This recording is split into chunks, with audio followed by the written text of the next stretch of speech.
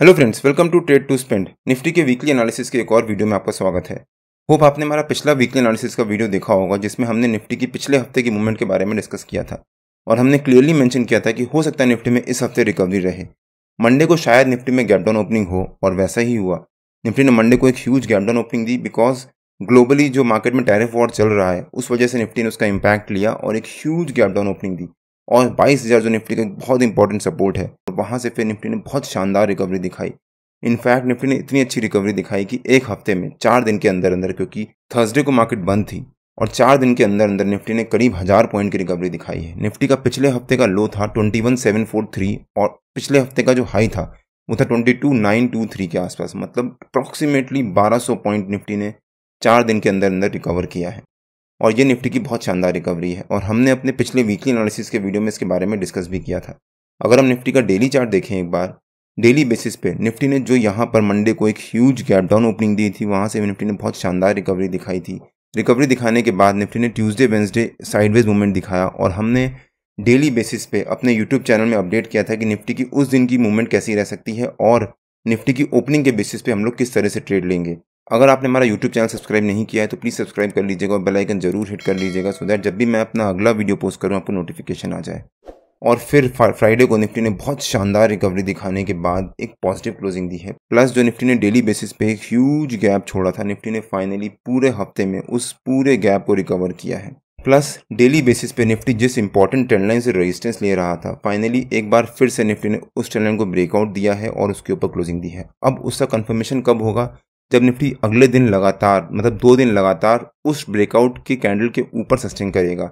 Nifty ने इस trend line से बहुत स्ट्रॉन्ग रेजिस्टेंस लिया था, यहाँ पर रेजिस्टेंस लिया, यहाँ पर रेजिस्टेंस लिया, फिर यहाँ पर फिर से रेजिस्टेंस लिया। यहाँ पर निफ्टी ने उस रेजिस्टेंस को ब्रेकआउट दिया, अपने 50 EMA के लेवल को भी ब्रेकआउट दिया। लेकिन जब टैरिफ वॉर स्टार्ट हुआ तो निफ्टी ने वहाँ से फिर रेजिस्टेंस लिया और हमने अपने पिछले वीकली एनालिसिस के वीडियो में कवर भी किया था कि 23,800 निफ्टी का एक इंपॉर्टेंट रेजिस्टेंस है। जब तक निफ्टी उसको ब्रेक करके उसके ऊपर 2 दिन लगातार सस्टेन नहीं करेगा तब तक निफ्टी में यहाँ से रिकवरी आने के चांसेस कम हैं। और वही हुआ, निफ्टी ने एग्जैक्टली 23,800 के पास से जाकर रेजिस्टेंस लिया और फिर एक शार्प फॉल दिखाया। अगर आपने हमारा पिछला वीकली एनालिसिस का वो वीडियो नहीं देखा है तो उसका लिंक मैंने डिस्क्रिप्शन में डाल दिया है और आपको ऊपर यहाँ पर आई बटन में मिल जाएगा। एक बार आप वो वीडियो जाकर जरूर देखिएगा। अब निफ्टी ने यहाँ से बहुत शानदार रिकवरी दिखाने के बाद एक पॉजिटिव क्लोजिंग दी है। लेकिन पिछले हफ्ते मैं ट्रैवल कर रहा था, जिस वजह से मैंने कोई ट्रेड नहीं लिया और मैंने अपने प्रीमियम मेंबर्स को और फिर टेलीग्राम चैनल में इसके बारे में एडवांस में अपडेट कर दिया था। निफ्टी ने इस हफ्ते बहुत अच्छी रिकवरी तो दिखा दी, लेकिन अब आगे क्या निफ्टी इस रिकवरी को कंटिन्यू करेगा या फिर निफ्टी में यहाँ से अभी फॉल आना बाकी है? आपको क्या लगता है? प्लीज़ कमेंट्स में बताइए।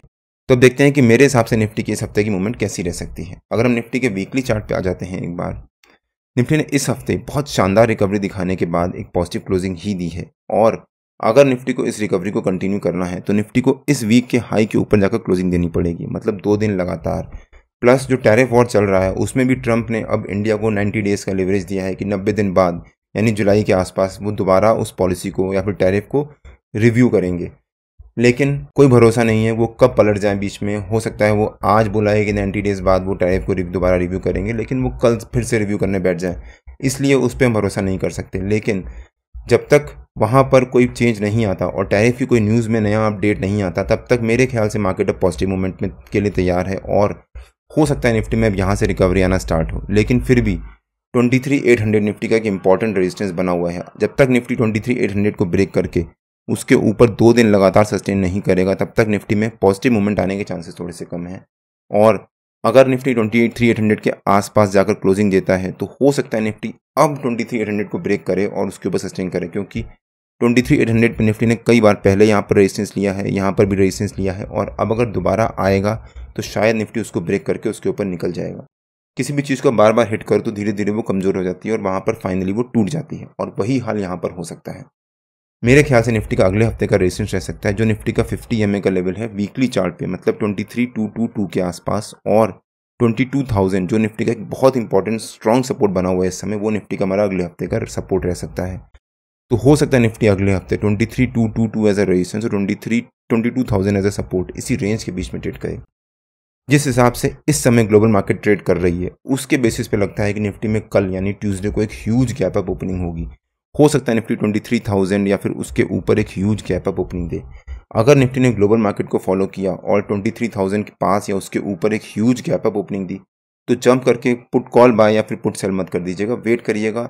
जब निफ्टी वहाँ पर सस्टेन कर जाएगा उसके बाद हम देखेंगे कि निफ्टी की अगली मूवमेंट कैसी रह सकती है, जिसके बारे में मैं अपने प्रीमियम मेंबर्स को अपडेट कर दूंगा कि मैं वहाँ पर क्या सेल करने जा रहा हूँ या फिर क्या बाय करने जा रहा हूँ। मैं इस समय बाइंग साइड में नहीं हूँ, मैं सिर्फ सेलिंग साइड में हूँ, प्राइमरीली बिकॉज कि इंडिया का विक्स काफ़ी बड़ा हुआ है। जब विक्स हाई होता है तो प्रीमियम भी हाई होते हैं और उसके बेसिस पे अगर मैं एट द मनी की स्ट्राइक प्राइस का कॉल या पुट कुछ बाय करता हूँ तो उसका प्रीमियम मेरे को ज़्यादा पे करना पड़ेगा, जिस वजह से निफ्टी में जब तक ज़्यादा मूवमेंट नहीं आएगी तब तक मेरे को वहाँ पर प्रॉफिट नहीं होगा। इसलिए मैं इस समय बाइंग साइड में नहीं हूँ, मैं सिर्फ सेलिंग साइड में हूँ।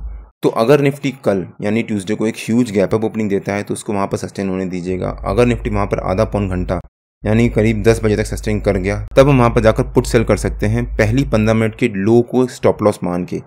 हो सकता है उसके बाद निफ्टी में वहाँ से बहुत शानदार रिकवरी रहे। पहली 15 मिनट का लो क्यों? क्योंकि जब निफ्टी ने उसको ओपन किया है और उसके बाद वहाँ पर सस्टेन किया है, जब तक निफ्टी उसके लो को ब्रेक डाउन नहीं देगा तब तक निफ्टी में चांसेस होंगे रिवर्सल आने के। इसलिए पहली 15 मिनट की कैंडल के लो को सपोर्ट मान के हम वहाँ पर जाकर पुट सेल कर सकते हैं और हो सकता है फिर निफ्टी में रिकवरी आए। और जब निफ्टी में रिकवरी आएगी तो पुट का प्रीमियम डिके होने की वजह से वहाँ पर हमारे को बहुत अच्छा प्रॉफिट होगा।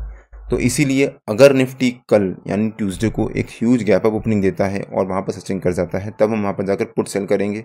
अब वो कल की इस हफ्ते की एक्सपायरी का करना है कि अगले हफ्ते की एक्सपायरी का करना है, उसके बारे में मैं अपने प्रीमियम मेंबर्स को अपडेट कर दूंगा। और अगर निफ्टी ने ट्यूसडे को पॉजिटिव क्लोजिंग दी तो वेडनेसडे थर्सडे निफ्टी में साइडवेज मूवमेंट रह सकती है, बिकॉज उसके बाद निफ्टी वहाँ पर वेट करेगा थोड़ी देर। और प्लस अगर निफ्टी ट्यूसडे को एक ह्यूज गैप अप ओपनिंग देने के बाद हमारे रेजिस्टेंस के पास या अपने 50 EMA के लेवल के पास जाकर कहीं क्लोजिंग देता है तब निफ्टी वहाँ पर अपने 50 EMA के लेवल को सस्टेन करने की कोशिश करेगा। और अगर निफ्टी ने 2 दिन लगातार अपने 50 EMA के लेवल को सस्टेन कर दिया तो गलती से भी निफ्टी में कॉल सेल साइड में या फिर पुट बाई साइड में मत रहिएगा।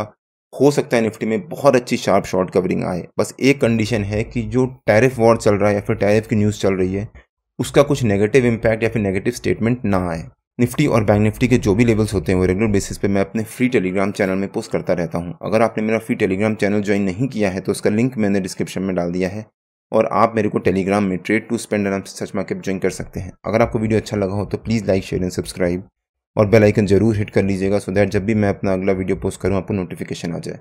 कल मार्केट में मिलते हैं। टिल देन जय श्री राम एंड जय हिंद।